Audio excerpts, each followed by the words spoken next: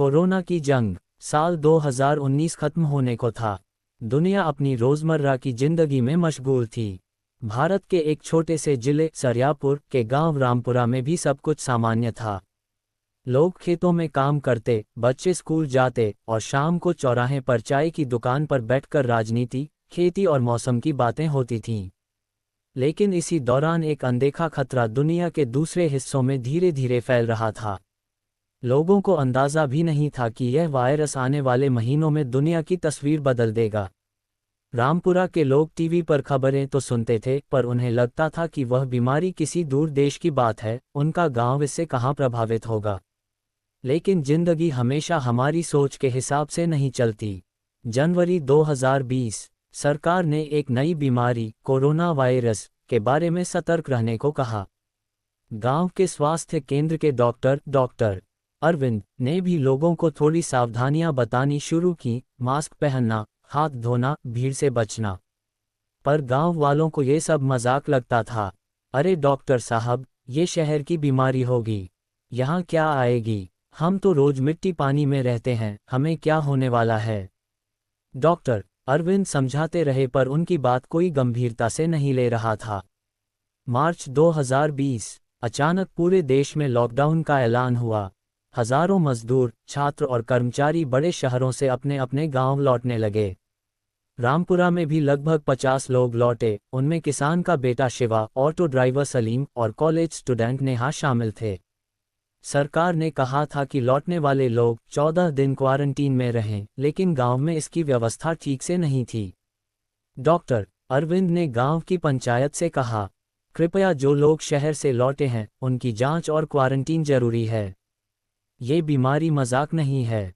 पर कई लोग बोले, डॉक्टर साहब, हम अपने परिवार से कैसे दूर रहेंगे, हमें तो बस घर ही जाना है।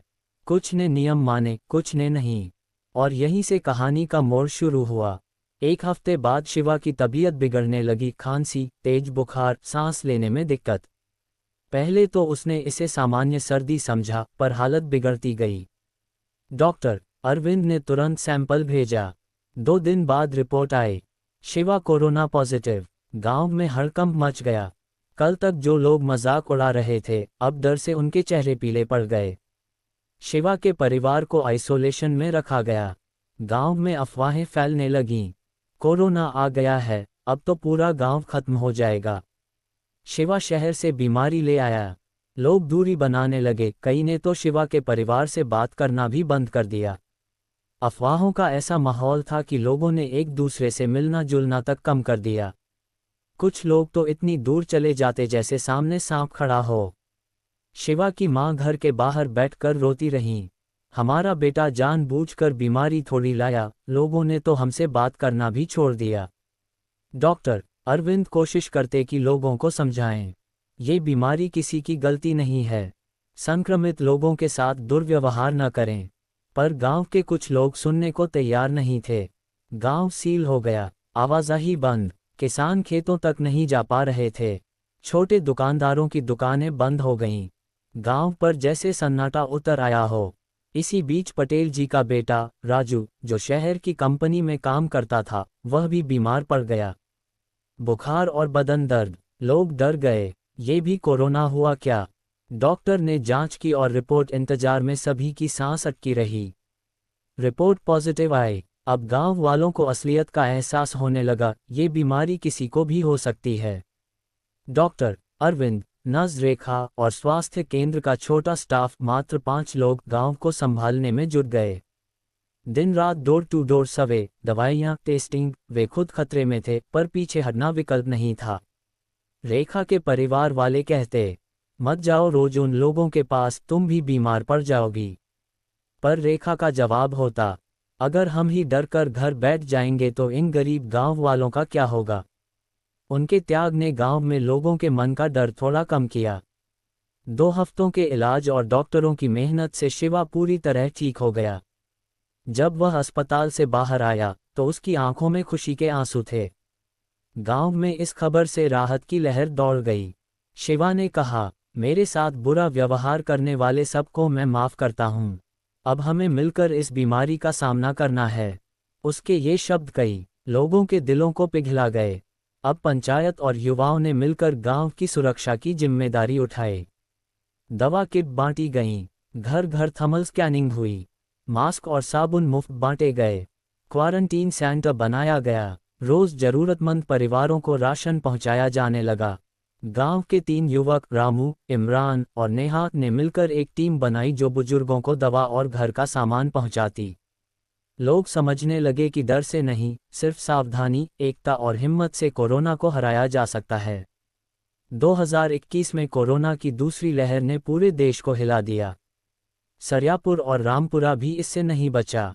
इस बार वायरस ज्यादा खतरनाक था। गांव में एक एक कर कई लोग संक्रमित होने लगे। ऑक्सीजन की कमी, दवाओं की कमी, अस्पतालों में जगह नहीं, स्थिति भयावह थी। डॉक्टर अरविंद दिन में 18-18 घंटे काम करते। कई बार तो रात में भी घर नहीं जा पाते। नज़रेखा को भी तेज बुखार आ गया पर उसने फिर भी सेवा छोड़ी नहीं। एक रात राजू की हालत बहुत खराब हो गई, सांस तेज चल रही थी। उसे ऑक्सीजन की जरूरत थी, लेकिन पूरे जिले में एक भी सिलेंडर उपलब्ध नहीं था। गांव के लोग परेशान, परिवार वाले रोते रहे। तभी रामू और इमरान बाइक लेकर 70 किलोमीटर दूर शहर की ओर निकले, सिर्फ एक उम्मीद लेकर कि कहीं कोई ऑक्सीजन मिल जाए। रात के 2 बजे उन्हें एक प्राइवेट हॉस्पिटल में एक सिलेंडर मिला। उन्होंने तुरंत लिया और पूरी रात दौड़ते भागते सुबह 5 बजे गांव पहुंचे। उस ऑक्सीजन से राजू की जान बच गई। गांव वालों ने पहली बार महसूस किया, इंसानियत किसी भी वायरस से ज़्यादा ताकतवर होती है। काफ़ी संघर्षों के बाद आखिरकार वैक्सीन आई। शुरू में लोगों में डर था। कुछ कहने लगे, वैक्सीन से बुखार आता है, नपुंसक बना देती है, मर भी सकते हैं। पर डॉक्टर अरविंद ने शिवा और पंचायत प्रधान को बुलाकर समझाया। सबसे पहले खुद डॉक्टर और रेखा ने टीका लगवाया। फिर धीरे धीरे बाकी लोग भी आगे आने लगे। नेहा ने वैक्सीन कैंप का नेतृत्व किया। कुछ ही दिनों में पूरा गांव टीकाकरण में अव्वल हो गया। टीकाकरण, सावधानी, साफ सफाई और एकता की वजह से अंततः रामपुरा कोरोना की जंग जीत गया। गांव में महीनों बाद पहली बार खुशी और उम्मीद लौटी। लोगों ने एक दूसरे से गले मिलकर नहीं, पर दूर से हाथ जोड़कर ही सही, जीत का जश्न मनाया। गांव वालों ने समझ लिया, बीमारी नहीं, इंसानों का टूटना सबसे बड़ा खतरा है। और इंसान जब एक साथ खड़े हो जाएं तो कोई भी मुसीबत बड़ी नहीं रहती। इस महामारी ने हर किसी को बहुत कुछ सिखाया। जीवन कितना अनमोल है। डॉक्टर और नर्स असली योद्धा हैं। एकता और सहयोग सबसे बड़ा हथियार हैं। अफवाहें इंसान को तोड़ देती हैं और सबसे बढ़कर कठिन समय में भी उम्मीद नहीं छोड़नी चाहिए। रामपुरा गांव एक मिसाल बन गया कि छोटे गांव भी बड़ी लड़ाइयां जीत सकते हैं, अगर वे साथ रहना सीख लें।